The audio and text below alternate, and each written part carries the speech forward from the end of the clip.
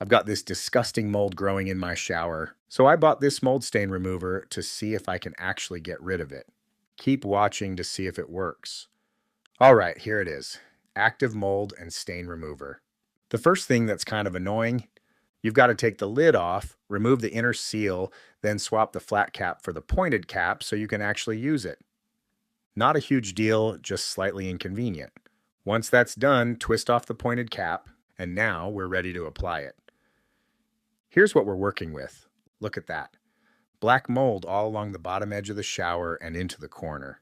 It's honestly disgusting. It's been bugging me for months and it's getting out of control. It's time to get rid of it.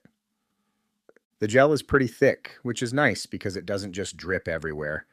I'm just squeezing it directly over the mold, making sure to fully cover the problem areas. You don't scrub it in at this point. You just lay a thick layer right over the top and let the product do the work. According to the instructions, you let it sit for a few hours so it can break down the mold and stains. So that's what I'm doing. Now we wait.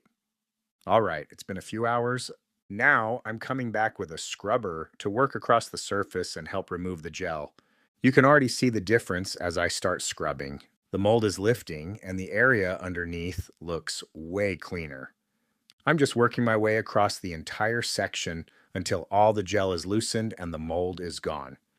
And here's the result. After rinsing everything off, the mold is completely gone. Once it dries, you can really see the difference. The seals look much cleaner, and the shower honestly looks brand new again. Super simple process. Apply it, let it sit, scrub lightly, rinse it off. And in this case, it actually worked. I highly recommend this product. I dropped a link in the description so you can check it out yourself. Leave a comment to let me know what you think if you try it too. And don't forget to like and subscribe for more helpful videos from Dan Good Dad.